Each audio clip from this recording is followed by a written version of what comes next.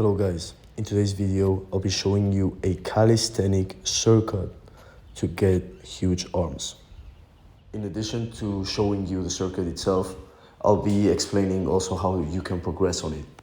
So even if you're not interested in the circuit itself, this video can also help you program your calisthenic programs.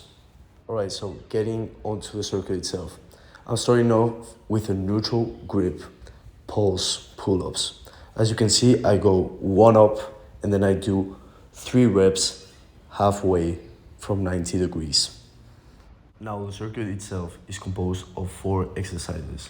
The first one is a vertical pull focused on the bicep. Then we move on to a push movement focused on the tricep. Then onto an isolation movement for the bicep, and then an isolation movement for the triceps. Now you want to do this circuit for 2 to 5 rounds, close to failure or even failure.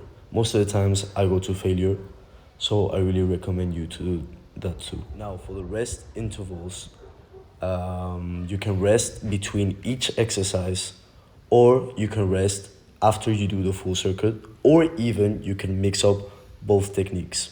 So for example, you do your vertical pull, focus on the bicep, and then you rest about 30 seconds or a minute even, and you move on to the exercise. And then once you finish all the circuit, you can rest up to 2 minutes. So here the focus isn't to gas out or do a cardio based exercise. This is a hypertrophy circuit, so rest is very important. Now for the exercise selection, in this workout I did a pulse neutral grip pull-up, a diamond push-up with the vest, then I did some ring curls and some bar tricep extension. Now usually I wouldn't do the first exercise that I just mentioned. So the neutral grip pulse pull-ups, those are a great exercise, but in my opinion it would be better if you did a close grip chin-up. That way you focus even more on the bicep. This time I did the neutral grip pulse pull-up, so this is going down 90 degrees and doing 3 repetitions, then going all the way down and doing it back at it again. So I did that instead of the close grip chin-up because of the video. I wanted to have all in a full frame. Then the diamond push-up is an amazing exercise for your triceps. So make sure that one is clear. You don't have to change that one. Now for the ring curls, that one is a great exercise. So what you want to do is put your rings up to a height that you can control. Yeah, so you put the rings up to a level where you can curl yourself up. So you don't pull the rings, you just curl. Just like if you did a curl with a dumbbell, do exactly the same. You pull it up, you don't pull it, you curl it up to your forehead and then go back. And then for the extensions, those are a great exercise. I've already done them in the channel in a previous video. And this is a great way to do some tricep isolation in a calisthenics way, because most of the time doing isolation movements is pretty damn impossible. But with these exercises, it's possible. Now for the circuit itself, you also want to stay between that 8 and 12 repetitions range. And as I said before, you want to be always in failure or really close to it. So now the question is, how do you do this with calisthenics if you don't usually have weight? Now, if you have a weighted vest like I do in this video, you can always increase the weight or decrease the weight, which I recommend very much. It's a very simple way to do it to increase the tension of the movement. Now, another way you can increase the intensity is by changing the leverages. For example, on a push-up, it's easier to do it on the floor, normal push-up, than if you put your feet up to a bench.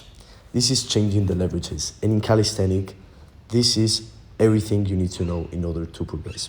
Changing the leverages.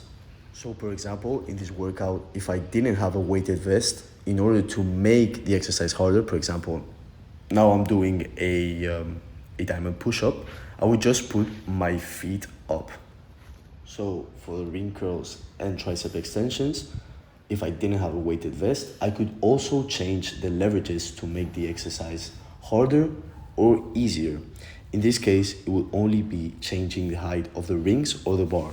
So for example, if I wanted to make the ring curl harder, in this case, I would put the ring closer to the floor. So I make my body closer to the ground and have a more parallel level to the ground. This makes the exercise way harder. And the same goes for the tricep extension. Now, if you want to incorporate this into your workout routine, you don't have to do this more than once per week. This is just an addition to your current calisthenics workout or even your weightlifting workout. This is just an arm workout to get more stimulus, to get more hypertrophy into those muscles. Another thing that you have to have in consideration if you want to add this into your routine is how do you recover from it. Because if you want to add this into your routine, imagine you're doing a upper-lower split, then this as a fifth day could interfere with your workout if you're doing very, very, very high volume at first. So imagine you just starting off and you start off with 5 rounds of this, your mental. So what I would recommend is try with 2 rounds, see how you recover, and if it interferes with your workout routine, you have to take it down a notch. And if it doesn't, you can progress and eventually in the future add more and more volume. Alright guys, so that's it for today's video. If you enjoyed it, please make sure to hit the like and subscribe for more content like this. And if you have any questions about the circuit or how to program in general, please make sure to put a comment down below and I will gladly answer it. See you next time.